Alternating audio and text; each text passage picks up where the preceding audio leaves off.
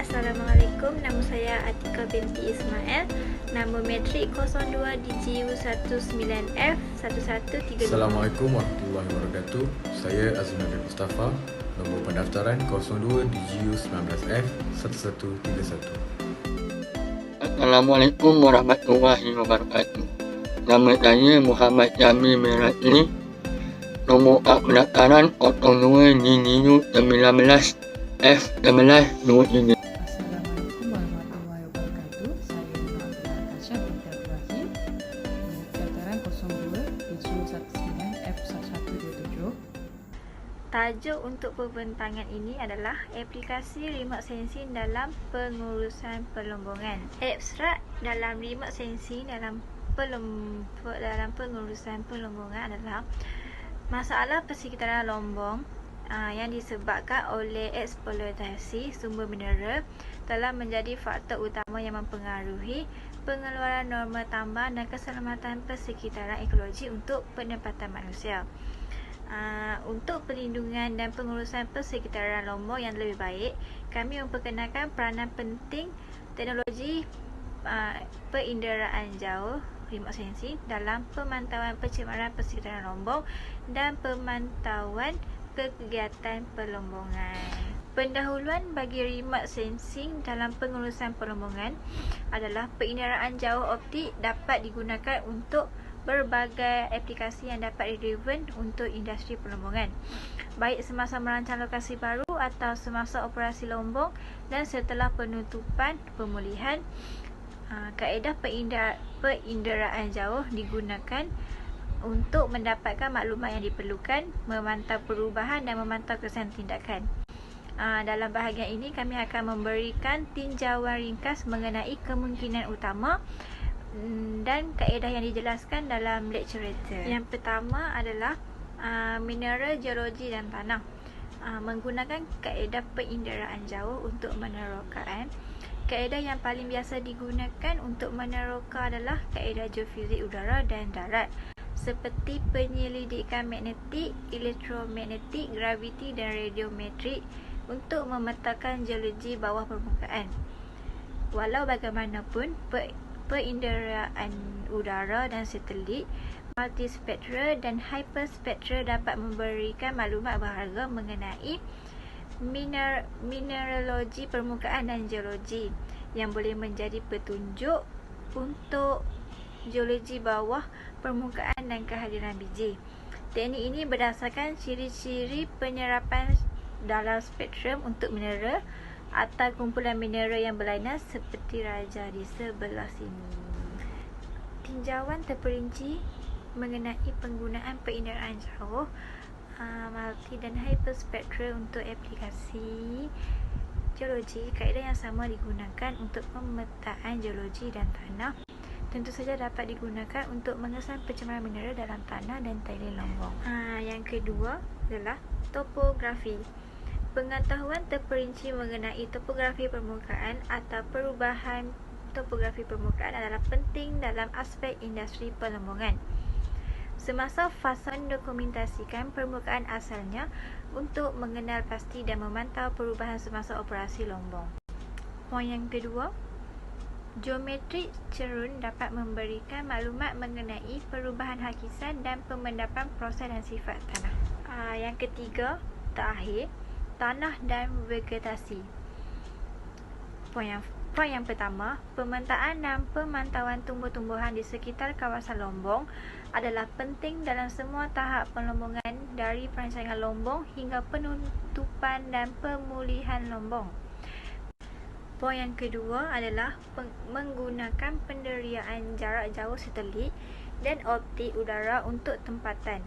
Pemetaan penutup tanah serantau global dan merupakan kaedah yang sesuai untuk pemetaan kawasan taburan ruang dari pelbagai jenis tumbuh-tumbuhan dan untuk mengesan dan memetakan berubah mengikut masa. Poin yang terakhir adalah pemetaan tumbuh-tumbuhan berdasarkan penginderaan jauh berdasarkan pada perbezaan ciri pantulan spektrum dari pelbagai jenis tumbuhan dan komuniti tumbuh-tumbuhan. Ciri spektrum ini ditentukan oleh daun pigmen seperti klorofil, karotena, struktur daun, kandungan air di daun dan struktur keseluruhan komuniti tanaman, pokok atau tumbuh-tumbuhan seperti daun, saiz dan ketumpatan. Walaupun biasanya tidak dapat memetakan tanaman secara individu, namun sedemikian mungkin untuk membezakan jenis tumbuh-tumbuhan, pelbagai jenis hutan, jenis hita atau padang rumput yang berbeza, seperti gambar di sebelah. Isu dan permasalahan bagi sektor pelombongan ialah gagal mengenal pasti semua pengguna yang terlibat. Dalam pengoperasian GIS, pengguna dalam organisasi adalah terdiri daripada pihak pelaksanaan, pengurusan dan pembuat dasar. Setiap tiga yang dinyatakan haruslah diambil kira setiap peranan dan keutamaan masing-masing dan mengenal pasti keperluan pengguna dan pihak pelanggan. Yang kedua, gagal mengenal pasti kesesuaian dan kemampuan bagi keperluan GIS. Pada hari ini, terdapat pelbagai perkasan dan peralatan GIS yang ditawarkan di pasaran. Pembeli telah didedahkan dengan pelbagai cabaran untuk memilih perkasan dan perisian yang bersesuaian dengan aplikasi GIS yang hendak dijalankan.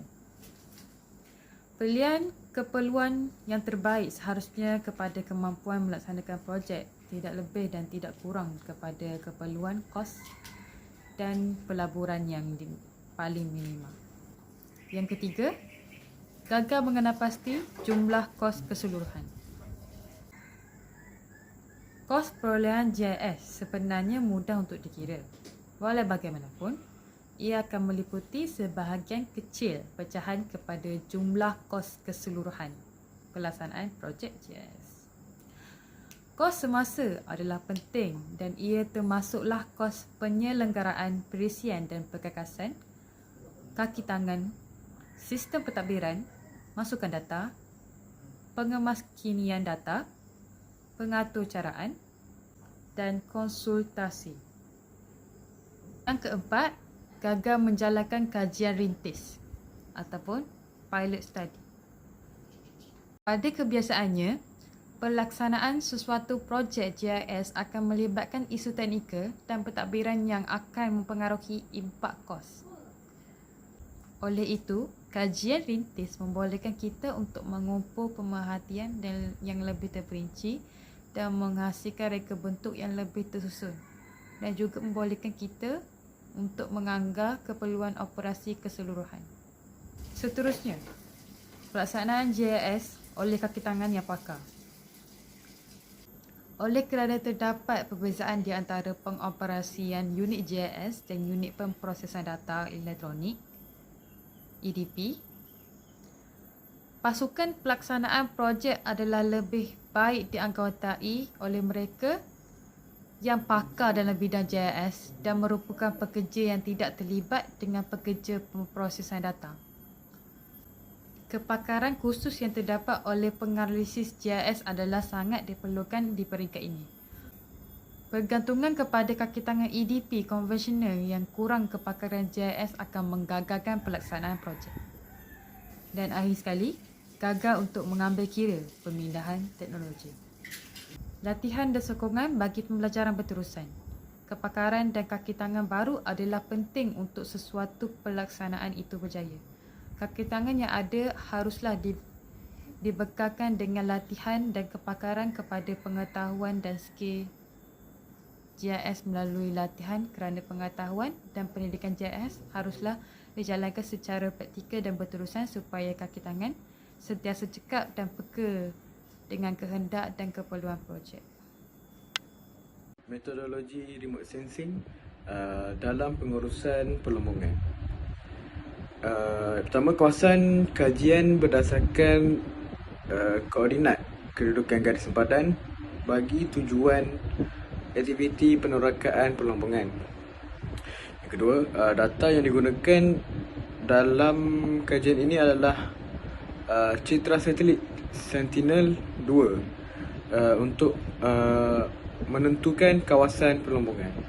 Yang ketiga, dalam citra satelit Sentinel-2 tidak diperlukan geometrik sehinggalah pembetulan radiometrik diperlukan. Yang keempat, jalur komposif pada citra satelit Sentinel-2 diperlukan untuk memudahkan pentafsiran gambar, terutamanya kawasan perlombongan bagi kawasan kajian dengan menggunakan data garis sempadan. Hari ini saya akan menerangkan mengenai hasil dan analisis yang kami perolehi daripada aplikasi remote sensing dalam bidang perlombongan. Yang pertama adalah memproseskan imej digital bagi memudahkan mengenal pasti penerokaan kawasan perlombongan. Yang kedua, pengambilan imej satelit bagi kawasan kajian perlombongan melalui Google Earth. Yang ketiga, data ketinggian terutamanya kawasan yang mengandungi kontur agar dapat menyesuaikan dengan pelaksanaan aktiviti perlombongan.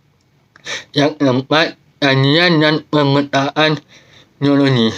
Yang kelima, kejadian mineral. Yang keenam, pemilihan dan keutamaan tataran. Seterusnya adalah kesimpulan. Yang pertama, penggunaan teknik remote sensing dan penderiaan jauh dalam kajian perlombongan berjaya membantu dan menghasilkan parameter nombor digital. Yang kedua pula, selain itu, ia dapat menjimatkan masa dan kos dalam pelbagai peringkat pemprosesan data. Akhir kali, kaedah remote sensing dicadangkan untuk penggunaan yang lebih mudah dan meluas seperti menyimpan, memproses, menganalisis dan menguruskan data yang lebih sistematik. Sekian, terima kasih.